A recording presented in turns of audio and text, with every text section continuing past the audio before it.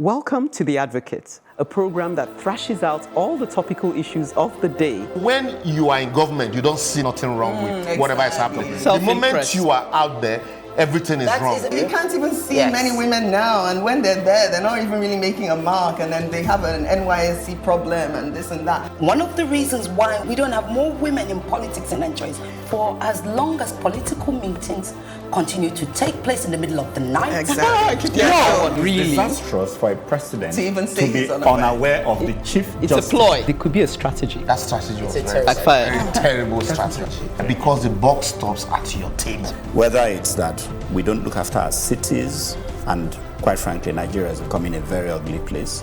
When you are the only one feeding the people with this news and there is nobody countering them, it becomes, the news. Welcome to The Advocate, where we face down the societal predators and endeavor to liberate the voiceless oppressed. Does it sound like hype? Well, you don't have to take my word for it. As promised, I'll be kicking off today's lineup by taking on teachers as sexual predators. Uche will be tackling the increasing but still taboo issue of suicide in Nigeria. Ireti will be giving voice to the equally taboo topic of abortion in Nigeria. Is it time to legalize it? Liborous stays in familiar territory while calling out the practice of government agents refusing to obey court orders.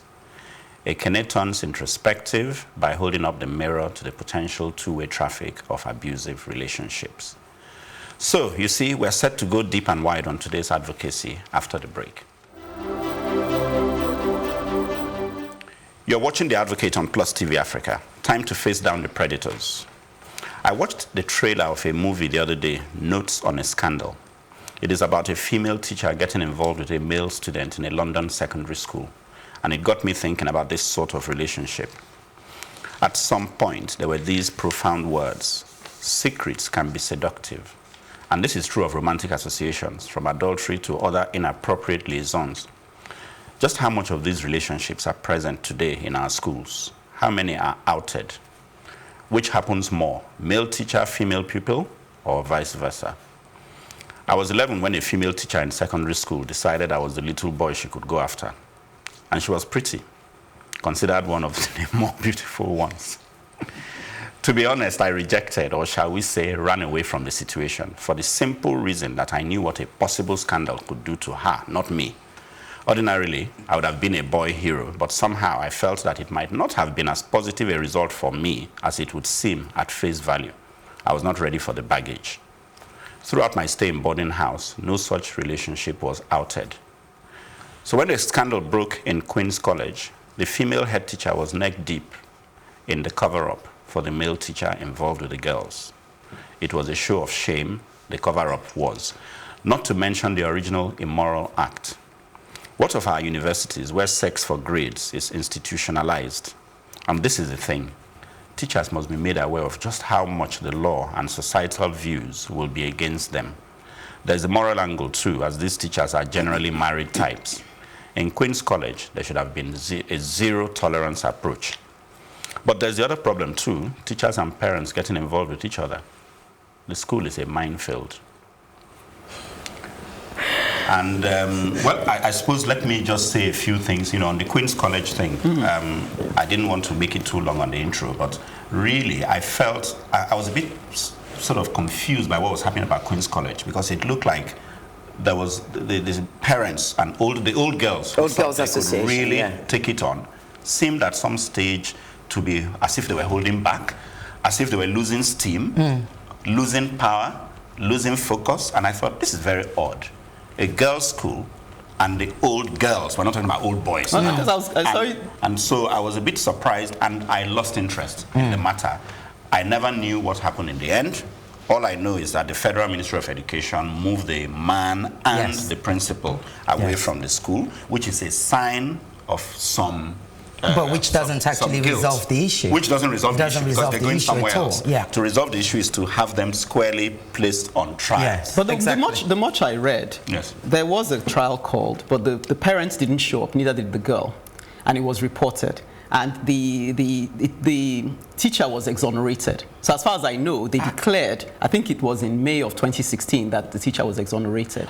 So there's nothing to say that he was found guilty of having done anything. But therein lies the Liborous issue, because often what happens is that the students, the school tend to put a lot of pressure on the parents and the students. Look, there's another school that it happened after Queen's College. This was actually a 4-year-old, 5-year-old. Yes, it belongs to, I'm trying to remember the name of the, Chrisland. Yes, that's it. Yes, Chrisland. yes. The 5-year-old tells the mother that the school caretaker had been interfering with her, had been touching her. The mother, and how did it all happen? The mother happened to have been given a book, as you do. Somebody will give you a book in church. You know, use this with your case. She read it. She's like, I wonder if it works. Talks to her child, and the child starts saying, this is what the school caretaker has been doing to me. What then happened was, the mother then went to report to Lagos, she reported, I think, to a social worker or whatever. They got a therapist involved. The therapist sat with this 4- or 5-year-old, and they did what they call, when they get the child to draw their experience, and the child actually drew a penis, she drew everything. I think I remember yes. this. Well, what happened, to cut a long story short, what happened was, the school then took on the child and the mother to call them, they began a campaign to call them liars, to discredit them, when therapists were saying that, sorry, this child has been abused, because these are all the things she said. In fact, I remember the female therapist saying, I was actually shocked when she began to draw these things. Yeah, I mean, so it's the pressure I followed that often case. Gets people to hide away. Yeah, I followed that particular case for personal reasons. And I actually went to the authorities at the school and asked. It would seem that there are two sides to the story. I don't want to say that I have, because I was also shocked when I read about the fact that this child could draw explicit. I mean, what 4-year-old can do that? And but then some of the issues, also some of the testimonials didn't match up. So where she said the child, like it was alleged the child was taken to a particular place, it wasn't possible within the school system for that to have happened. How and did nobody they know. know? No, That's that was not an allegation. true. Now I'm That's just saying that this was, and in a way, I'm coming. But this was similar to the Queen's College one, in the sense that there were certain things that were said that when they looked at the way the school is set up, it couldn't have happened that way. Added to which the man, I'm not saying they were right or wrong, but I'm saying that, you know, based on how people make judgments, Liborous will soon step in. There's certain things that have to add up. You know, you can't just go on, as much as you want to protect the child, you can't just go on an allegation. But often what happens is the first focus is always to discredit the child or the victim. In Nigeria. And the reason they do that is because they seem to, it's wrong. They seem to think that it's a stain against the school. Yes, that's the wrong approach. Just like that drug girl. Yes. I mean, sorry, call a drug girl like that, but the drug addict that Plus TV actually that went to a known school as well. She went to, we can say it because it was out there. Vivian Fowler. Apparently she went to Vivian Fowler. Vivian Fowler quickly said no. They would dismiss it and distance themselves. Defensiveness that comes into it. Whereas they don't realize that if they actually say, okay, and look into it and everything, because we know that abuse takes place everywhere. It takes place under your own roof, you name it. You know, the Chrisland girl actually mentioned another friend of hers that it was happening to, that the same teacher was doing it to. I heard that as well. I mean, what was sad in a way, and even to tie the two together, was that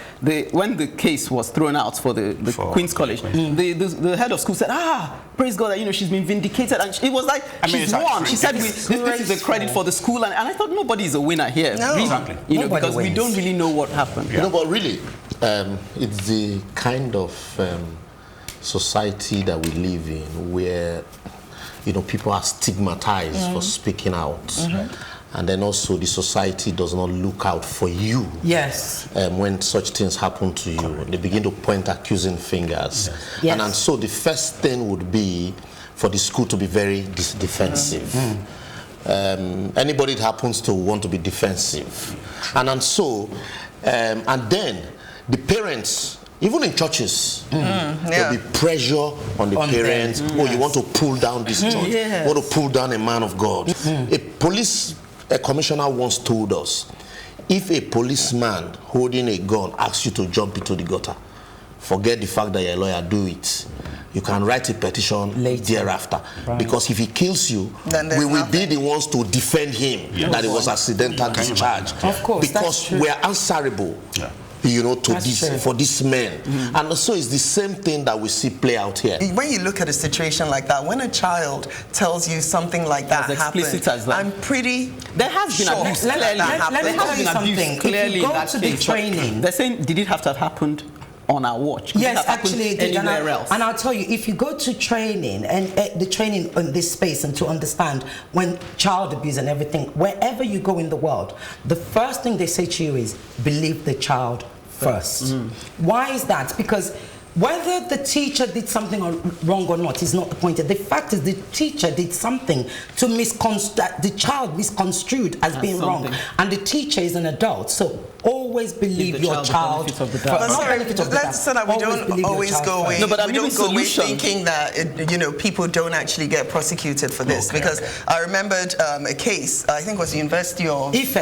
Yes, the King Professor. I wrote they actually. It was actually ICPC that actually. Kudos to Lagos State government also. They have a department, DVRST, under the Ministry of Justice, and they've been doing excellently well. They have so many cases in court I have personally followed up on. Yeah. So there's a grown man that I went to see, and just because I was talking to him about no more, suddenly he broke down. And he said, this is what happened to me at the age of 8. Okay.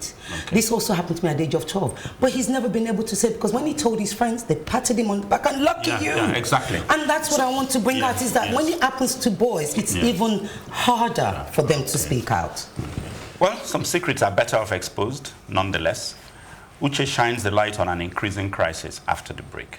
Welcome to The Advocate, a program that thrashes out all the topical issues of the day. When you are in government, you don't see nothing wrong with whatever is happening. The moment you are out there, everything is wrong. You can't even see many women now, and when they're there, they're not even really making a mark, and then they have an NYSC problem and this and that. One of the reasons why we don't have more women in politics in Nigeria is for as long as political meetings continue to take place in the middle of the night. Exactly.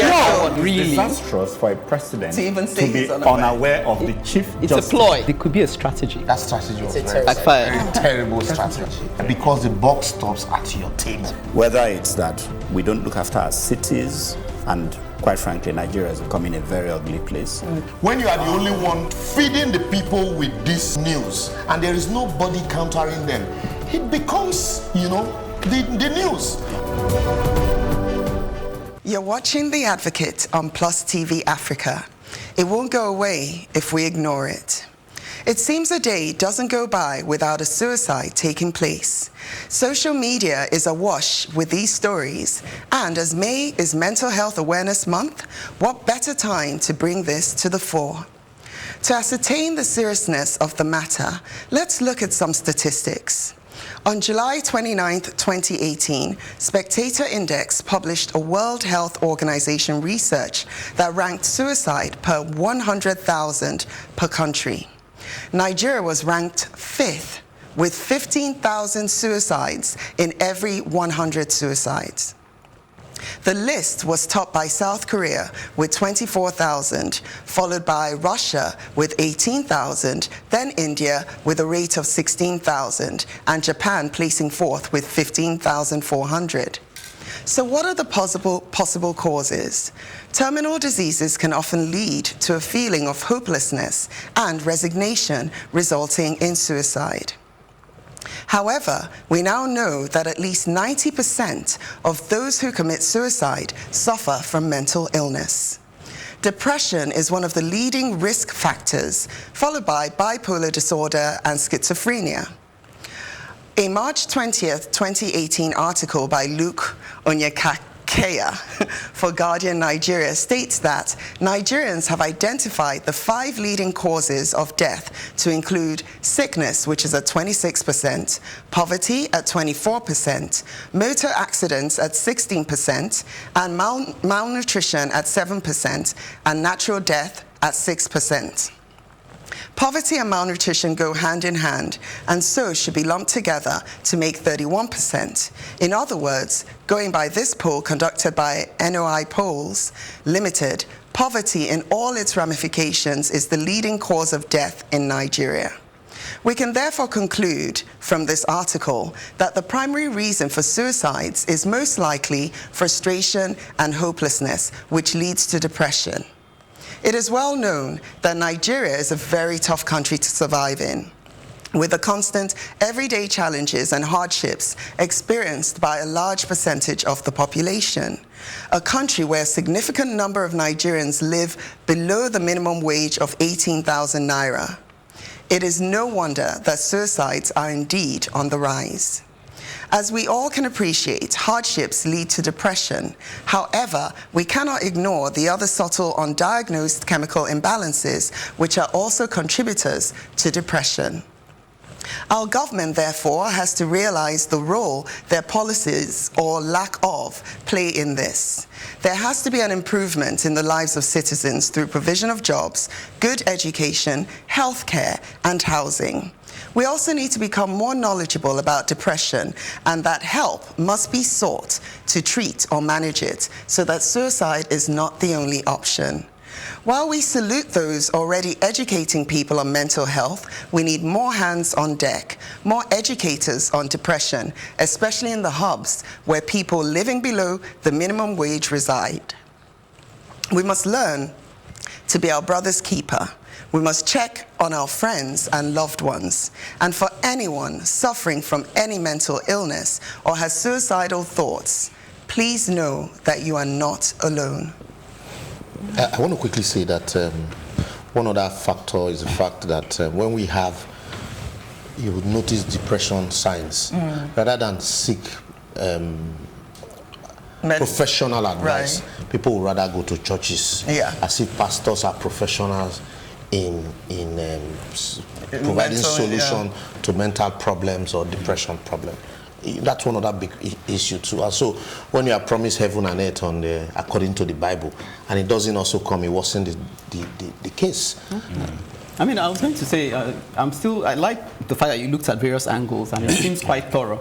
And even when you're suggesting what to do, I spoke with a mental psychiatrist, Kadiri by name, and she gave me so much information. My friend's wife. Yeah, she was here. And, you know, apparently, statistically, that 30% of Nigerians suffer from mental health problems. That's 60 million Nigerians. Nigerians, yes, I read that. And she's saying, you know, lots of times people don't want to come for help, and that a lot of people that come, the youngsters, the parents, 90% of the time, are the people putting pressure on those children.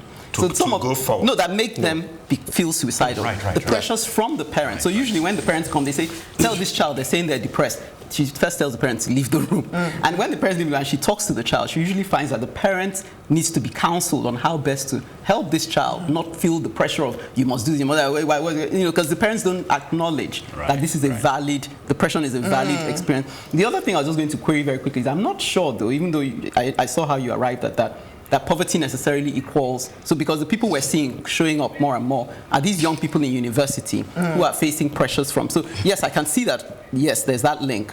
But I wish there were clearer stats to tell us who are the most vulnerable in society. Unfortunately, the stats aren't really, they're not really there for us to. But I think we are definitely seeing more suicide cases coming from, like you said, these young children, university, etc. She says apparently that they've always been, but it's just that now we're seeing them more because people are, and you're having copycat instances, like when you now publicize it and say this person took sniper, and then people think, okay, I fit that category, I too can take sniper. That's what she's saying. But I think they fall into like the hopelessness and frustration. But obviously there'll be factors that will instigate that hopelessness. And like I can imagine a student that has been in school for how many years, when they should have finished, and then maybe when it's their time to take their final exam, they now fail. Some of those factors really are caused by pressure from parents. Look at your mates. Is that not your mate? Or you feel you're better as a musician, but your parents want you to be a lawyer or a medical doctor. And now, they are calling your mother Mama Doctor. You have not even entered the university. They're already calling her Mama Doctor. Oh, this boy exhibits some medical traits. And so you pressurize that child. Or if they're even forcing a child to marry somebody they don't want to marry. Don't go out. Don't play with this person. You don't allow them to be who they want to be. thereby guiding them. Yeah, she says a through lot the of right parents are path. living through their children. What I would like to add is, first and foremost, I think we need to recognize that suicide is actually a global issue. Yes, it is. Suicide among Absolutely. young It is, yes. people Right is now, actually yes. growing globally, Right. not just in Nigeria. Yes, and we yes. must not shy away from the fact that social media is a huge contributory factor. Yes, true. Look, like the doctor told you that young people have always felt under pressure. You did, I did, blah, blah, blah, right? But the difference is you now have social media that says, hang on a minute, you're not the only one under pressure. That one too, and that's what he did to sort himself out. No. So copycat suicide is actually beginning to happen more. When we talk, what I like to see is that when we talk about suicide, and I agree with you, I think it's not even so much poverty and everything you're saying for me is a sense of despondence. Yes. When you just feel, I just can't go on anymore. I got no money, I can't pass school. The boy that killed himself, right? The boy that killed himself Yes. recently on That Facebook. left a note for them to come and collect And that's his also body. the other thing we have to be able to accept. He said, thank you to all those who came to my help. Thank you to all those who called me. Thank you to all those who texted. Right? So people didn't ignore him. He called and people went to him. Some came to his house. He said, but I can no longer go on. In cases like that, unless you can admit him or her into a facility, and we don't have such facility, at least we only have one or two anyway, unless you can admit that person into that child or that person into a facility, into a home or whatever, they're going to do what they want to do because, you know, we look at the point, all sorts of mental illness. You've got schizophrenia, you have bipolar, you have so many things. And when, especially if you think of schizophrenia, where you're hearing something is saying something to you, and you're fighting those voices. And then, like Liborous said, the pastor is then coming along and saying, in the name of Jesus, something. It's like, and the worst part about it is the stigma. It's the stigma attached to it. So even if you're hearing these voices, you're not to tell somebody that you're hearing them. You know, like I've been quite open about when I used to hear voices as a child. Yes. You know, but many people will not. Maybe will not. Is that spirit of God? No. Or from your village? No, you're exactly. That's what they tell you here. Did you from the village? But you know, I kept it to myself, and it was only when later on I told Ekene, because we're in the same school, and I told my mom as well, and you know, so you know, she was shocked that I was hearing such voices, and for a while I couldn't place it, I couldn't understand it, but I didn't want to talk to anyone because I didn't want them to think that I was mad, you know, and like people who have breakdowns, they don't even want to say it because other people are going to be looking at them thinking, this human being we feel, you know, mental health problems, we see it, we just reduce it and narrow it to madness. Madness. And so nobody wants to be tagged a madman. Then the entire community would take care of a child. But now look out for you are on your own. Dementia, Parkinson's disease, all those so many old people that are walking around, they forget where home is. You know, and we have to, I mean, really something needs to be done. I think, thank you, Uche, for bringing it up. Thank you. Well, I mean, we could go on, but wow, anyway. A sobering but necessary advocacy, Ireti turns our attention to another controversial matter after the break. You're watching The Advocate on Plus TV Africa. Time to balance the scales of pro-life and pro-choice. I want to talk about abortion in Nigeria. So this Tuesday, news broke that the Marie Stopes International Clinic was raided by Nigerian authorities. The press release reads, this morning, and I'm quoting, this morning, a combined team of police detectives shut down the Marie Stopes Abortion Clinic in Lagos. Marie Stopes is a notorious abortion international NGO based in the UK and heavily funded from the UK. On arrival at the abortion clinic, the police caught Dr. Bernard on the verge of performing abortion on one young lady.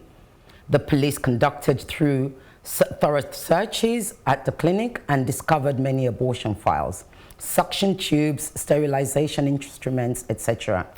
Abortion is murder. Abortion is illegal in Nigeria. Yet Marie Stopes is coming to Nigeria to break the law.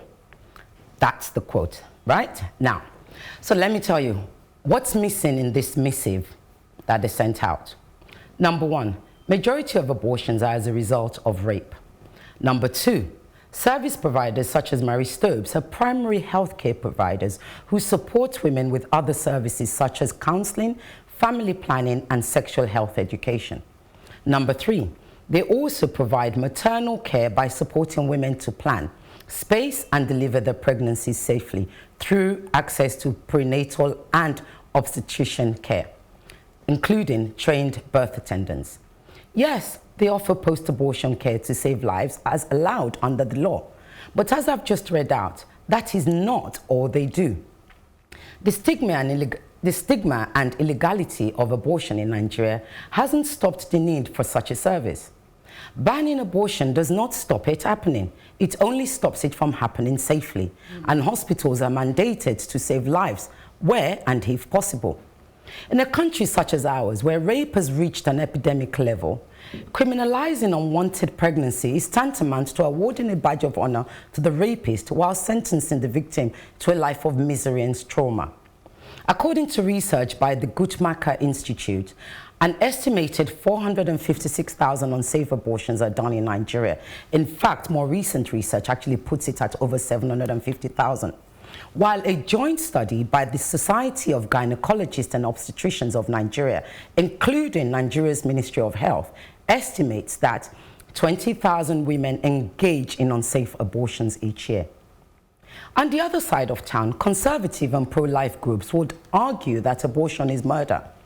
It's also the same conservative groups that would champion the death penalty for rapists.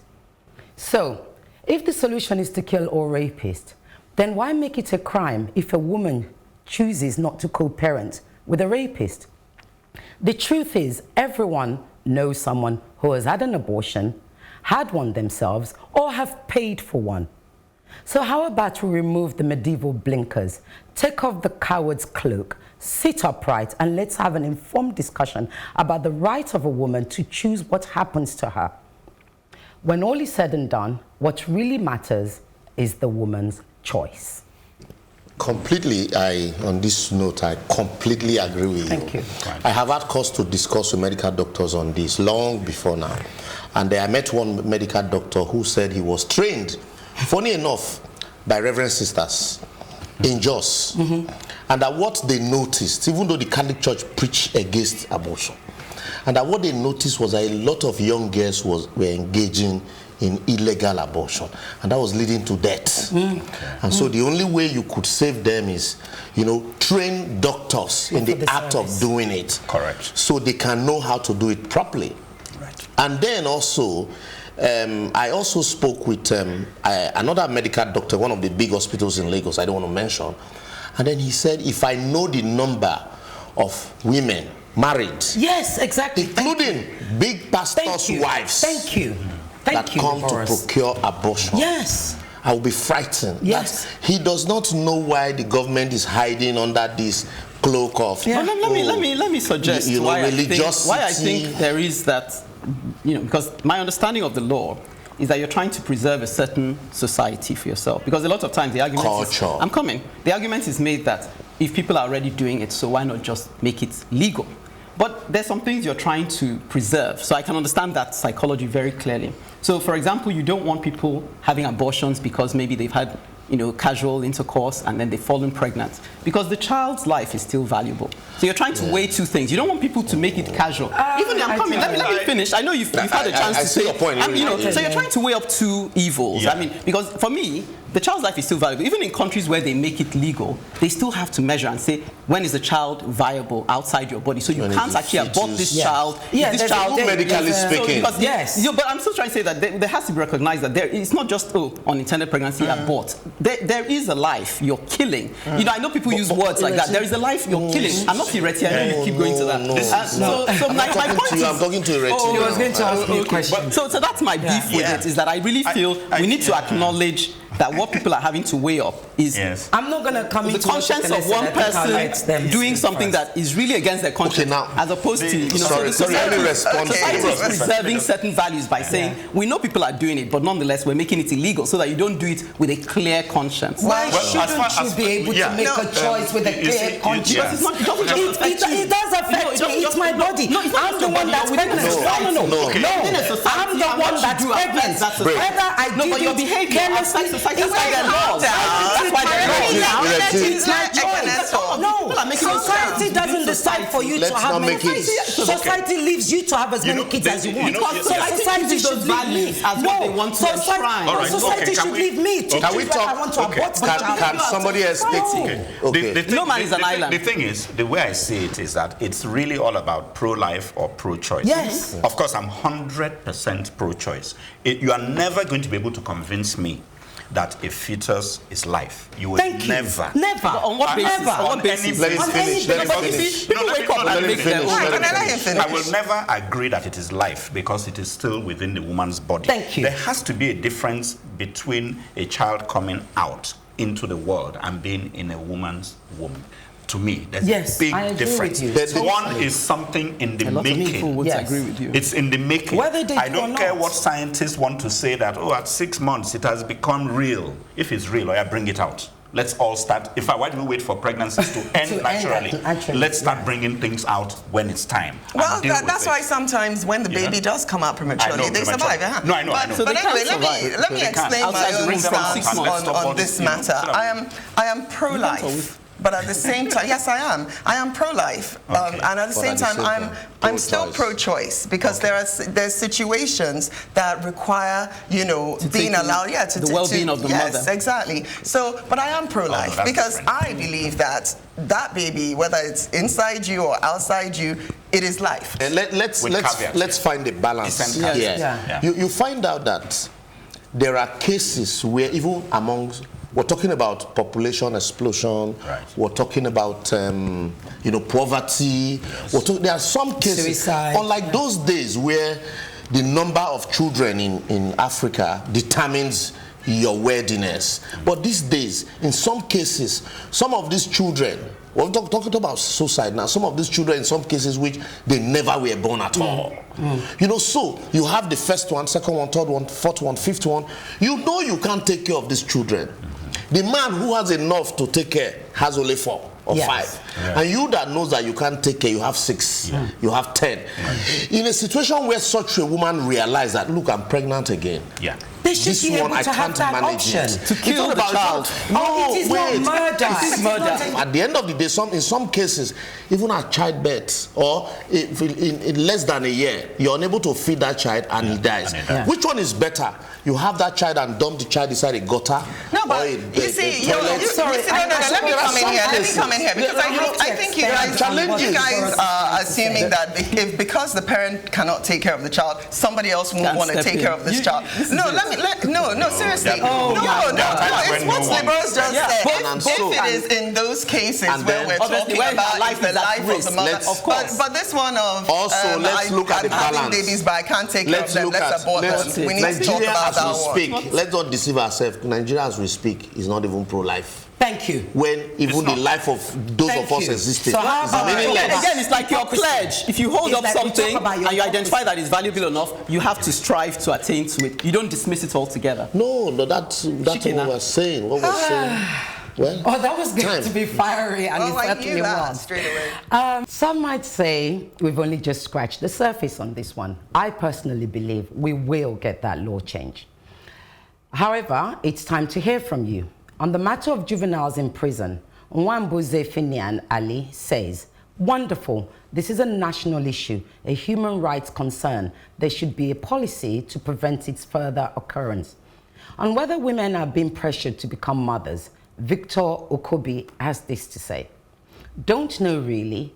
Pressured by who? Peers, parents, the public, society? In reality, it's traditional and the pressure is both ways. Yes, guys also get pressured.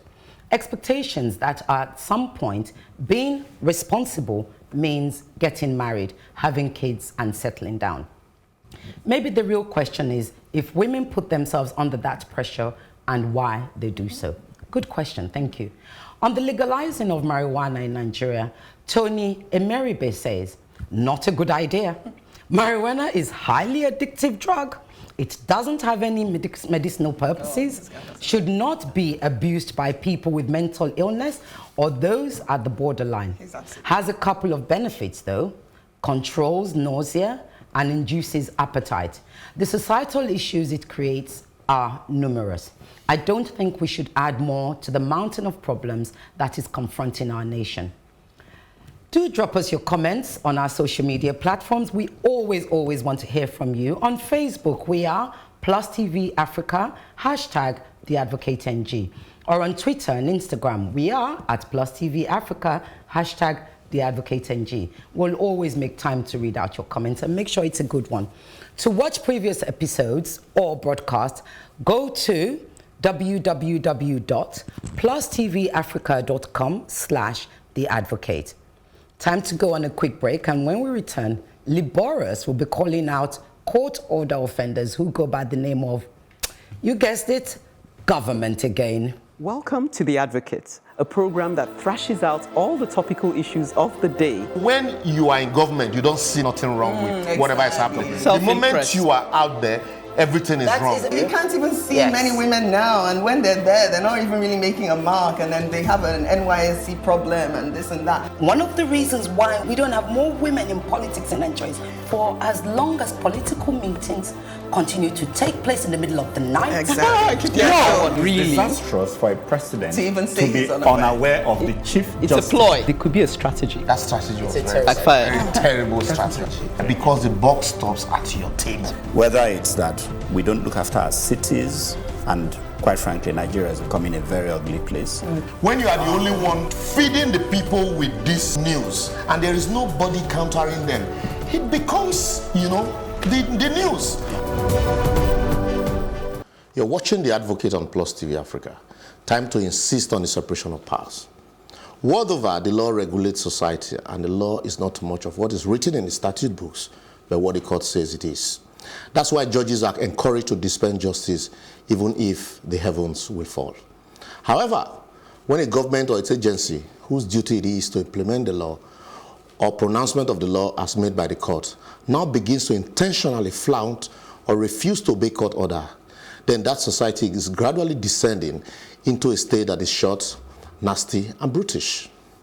The recent marching order by the Federal High Court in Abuja, as reported in both various conventional and online newspapers, ordering the Independent Corrupt Practices Commission, ICPC, to immediately unfreeze bank accounts and release his asset belonging to Blade Construction Limited and its director, Mr. Chuka, readily comes to mind, amongst many of such other orders, intentionally disobeyed by government and its agents. You can add El Zazaki and Sambo. As reported in the Nation newspaper of May 7, 2019, and other newspapers of same day, the plaintiff had accused the ICPC of engaging in a witch hunt and therefore challenged his powers under the ICPC Act to investigate the dealings of a private individuals and entities not connected with public institutions. The plaintiff in the case challenged the ICPC for continuing to hunt them after they secured a judgment against it in November 6, 2017 on a similar matter at the Federal High Court in Abuja. Mr. Chuka, in a supporting affidavit, averred that the EFCC, the Economic and Financial Crime Commission, and the ICPC separately investigated the plaintiff between 2015 and 2017 on the same issues and cleared them of any wrongdoing. The presiding judge, Justice Binta Nyako, heard that the anti-corruption body should release all seized properties of the plaintiff to them when she heard that the ICPC overreached itself by directing bank operated by the plaintiff to freeze the account and seize the assets on claim that it was investigating their businesses. The judge said the ICPC went ahead to carry out these actions despite being aware of the plaintiff's suit against it taking such steps. Nyako had frowned at ICPC's conduct upon being told by the plaintiff's counsel that the defendant failed to comply with the March 15, 2019 order of the court, directing it to reverse all its action against the plaintiff. The judge insisted that the court order must be obeyed by the ICPC. The judge also noted that the law that allows ICPC to freeze suspects' account for up to 1 year without first obtaining court permission was a bad law. While it is important that our court should protect its integrity by insisting that this order must be obeyed before any party can be heard, most courts have shied away from this practice when it comes to government and the corruption agencies for fear of intimidation. This is where I salute the courage of Justice Binta Nyako. It is ironical that the government, looking for foreign investors by the day, is encouraging its agencies to disobey court orders, thereby frustrating the effort of local businesses at creating employment. This practice is found by the statement credited to Mr. President in 2017 when he said that national security supersedes the rule of law. And what is national security becomes defined by the handlers rather than the courts.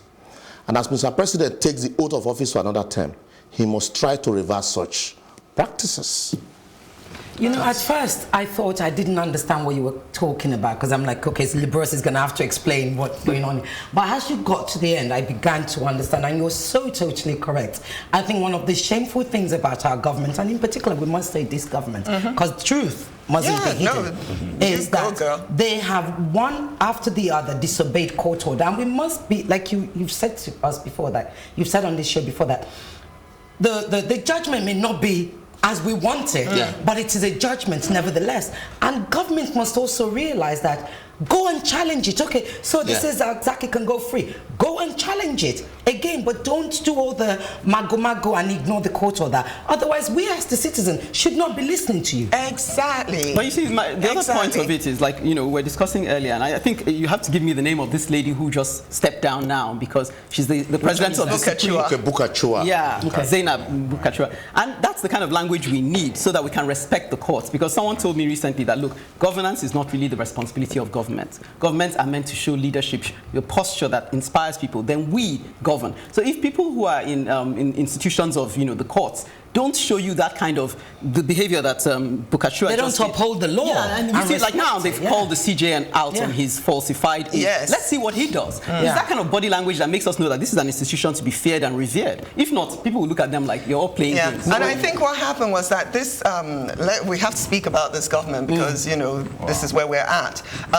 When they first came into power, their whole thing was to discredit the judges. And by doing so, they made all of us feel like we had no confidence in their judgment. And I feel like it was them leading up to these moments where they, you know, choose to obey court orders or not. Because once you give the impression that the judicial system is corrupt, then you've got their followers saying, why should they even, you know, follow them, blah, blah, blah. But we need to follow the rule of law. If we don't do that, then we don't have any society at all. We don't. And I think what's called lawyers, such as Liborous, I mean, I think the judicial system or the judge has been corrupt. We've always guessed it, and lawyers will tell you that, you know, you've had a strong case and you get to court, you're like, I'll manage, you know. So we've always known that. But for me, my thing is, we actually have an SAN as the VP. And what I had always hoped, and that's where I'm disappointed, because this is somebody who I respect a lot, a great deal, whose mind I think is absolutely brilliant. And he was very much a reformist. Why then did you get there and you allow this to happen? I can only presume. That's a very important question. I can only presume it's a case of, well, if you don't comply, resign. Quite. And we have been waiting for him to resign. Yeah, it's better to resign than to be ineffective. I can only presume that's what the fate are called. Although this is not what it's about. The challenge for me, why I even decided to bring this up is, you know, the over 200 workers, you know, employed by this company. The moment you freeze all of their accounts, they can't pay workers. Which is so stupid. Exactly. So they can't pay workers. If you feel also, but you even made the case that the ICPC have no business. They have no business doing private prosecutions. Anyway, it is for, you know, government institution. The EFCC's responsibility to investigate whether private or public financial crimes. And from what the court documents I read, the EFCC had investigated the same matter and cleared them. And so now court grants an order, you refuse to obey the court order, you say, no, we want to appeal. Even if you have appealed, that appeal, the notice of appeal in itself is not a stay of execution of a judgment. You comply, because when you fail to comply, what you are telling even businesses that you're trying to woo into Nigeria is that you don't obey court orders. So if they get a court order against you tomorrow, they might likely not obey. And that's actually chasing foreign investors away, because when they see there's no rule of law. You have not even encouraged your local investors by complying with orders they get against you. So the impression you create worldwide is the fact that, oh, look, we don't obey orders. You can make it up as you go along. And then secondly, which is like Ireti says, and that government is above the law. When you say that the judiciary is your headache, we all know here, if you have a headache, you look for anesthesia, You know, what is your panacea to that headache? Exactly. Nothing. You just throw it out there. You throw it out there. This is my headache, and yet there are no amendments to the composition of the NJC. We still have this man-no-man appointment of judges, and you know, so you now begin to wonder. You say the Vice President, you know, reformed it in Lagos when he was Attorney General. He really did. What is stopping him from even starting with the federal? But let me just ask: is there any known? Because let's not assume this is a fact, because you haven't even established it yet. The Independent Corrupt Practices Commission. Is there any link that links them to this particular case? I mean, links the government to their activities, because we're calling government, but they're the ones going in and going if against. You say, look. I think what Liborous is saying is that the government agency. Is that it's a government agency, so, and if government has set a precedent to be disobeying court orders, the agency will follow suit. But, but we're not saying. Just let's be clear that the government sent them after this. No. No, which one? Okay, the government, they haven't been linked. No, they have not been linked to the government. But there's a pattern of behavior. There's a pattern of behavior. When government fails to, even in those days, you hear the Supreme Court gives a judgment, Attorney General will say, we are studying the judgment. And then you now begin to wonder, an Attorney General of the Federation studying a judgment whether to obey or not, or a judgment is given against a governor and he says, well, we will obey. And then you ask yourself, is it in your power not to obey? But for me, the sadness is that we don't realize that we're shooting ourselves in the foot. Yes, You're taking away the very foundations of this country, and you think it's a matter of, bipartisan politics. You know where? You know where I would beg to differ. I think they do know that we're being shot in the foot. They just don't care. Yeah. And you see, you've got to care. You've got to care to be able to implement a change or to respect something. If don't get me wrong. Look. Successive governments have been doing this, but this government seems to have made it a pattern of behavior or the norm or de rigueur. That's the word. And okay, fine, you say that you want to fight the war against corruption. I would love you to take one person to court, do all the evidence, all the this and all the that, and truly find that one person guilty properly. Exactly. I promise you things will change. Well, some advocacies are non-negotiable. But Ekene stares down the barrel of another area of societal corruption after the break. Welcome to The Advocate, a program that thrashes out all the topical issues of the day. When you are in government, you don't see nothing wrong with whatever is happening. The moment you are out there, everything is wrong. You can't even see many women now, and when they're there, they're not even really making a mark, and then they have an NYSC problem and this and that. One of the reasons why we don't have more women in politics in Nigeria is for as long as political meetings continue to take place in the middle of the night. Exactly. Really disastrous for a president to even say be unaware of the chief justice. It's a ploy. It could be a strategy. That strategy was very terrible strategy. Because the buck stops at your table. Whether it's that we don't look after our cities, and quite frankly, Nigeria is becoming a very ugly place. When you are the only one feeding the people with this news, and there is nobody countering them, it becomes, the news.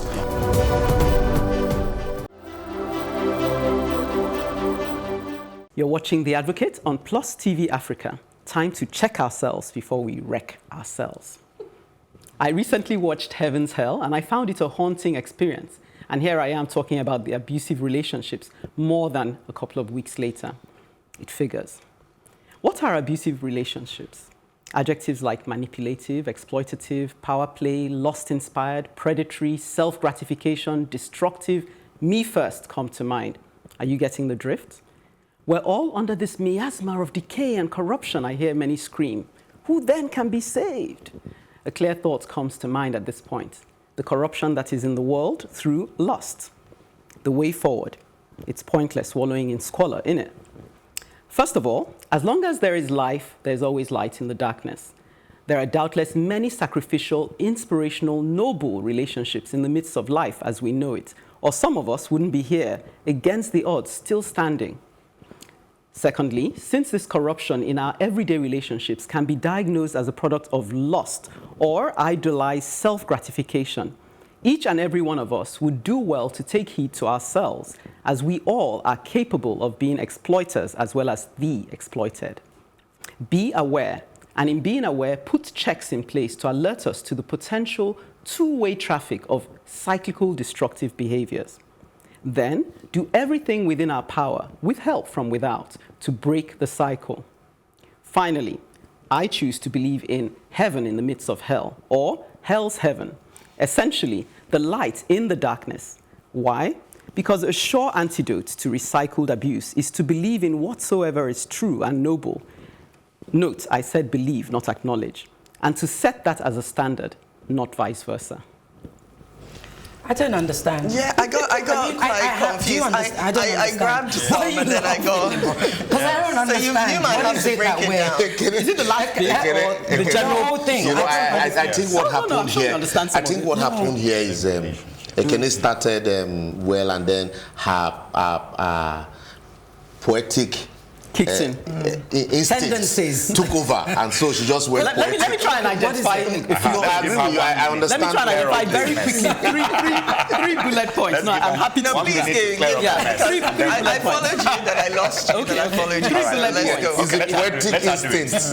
Okay, one, that the thing I was at pains to identify is that we all can abuse, and sometimes when you talk of abusers, We can be the you're thinking of abuser or the somebody else abused. abusing. But actually, if you look at it on a microscopic scale, we can do this potentially every day to people around us. If you look at all those adjectives, manipulative, you are in a position to do that to people around you every single day. I got that. And then the bit at the end, which is possibly where I lost some people, is to do with the fact that sometimes if we keep holding up all these abusive relationships and paint the picture as if everybody's an abuser, because that's the impression I got when I came away from watching the film, that, oh my gosh, we're drowning in this thing, then we won't actually find our way out. So the way I find to live above what I see as the decay of everyday life is to focus on the positive relationships in my life. And so I feel that everybody must have something they can identify with, because if you set that as the standard, then you're more capable it gives you something to work towards, as opposed to dwelling on the fact that everybody around you is a potential abuser and you yourself are a potential abuser. But I think you're wrong, because I don't think everybody around me is a potential abuser. Do you? No, but you get I mean, let's just take a poll quickly. Do you? You know why? Do you? Well, I do. Do you think everybody around you is a potential abuser? I think that just a quick poll on the keep table. alert that anybody can possibly be an abuser. I'll give you a reason why I know I'm like that, because or that you think like that, not that you're an abuser. No. I think like that. It's because so you see me now. Misinterpreting what she said. I will not. Basically, I will not rule every. As much as I want to believe that Liborous is not and everything, I want to believe that. And on the whole, I probably do believe that. But I will, in some situations, I will.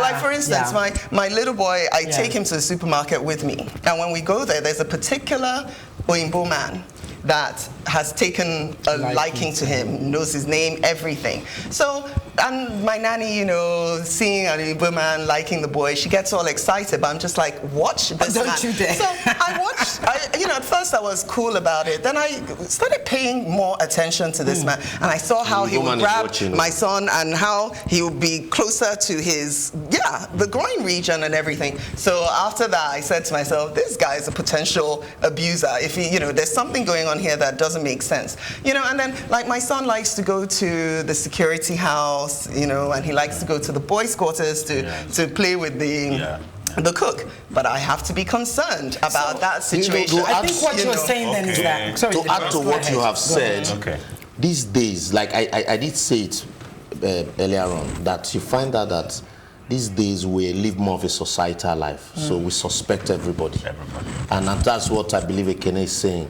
Yes, if you look at what is happening, everybody is a suspect. Yes. But we can, break away from those places and begin to look at the positive aspect while you're watching, but whilst also you're being vigilant. Yes, while you're being vigilant, but look at the positive aspect.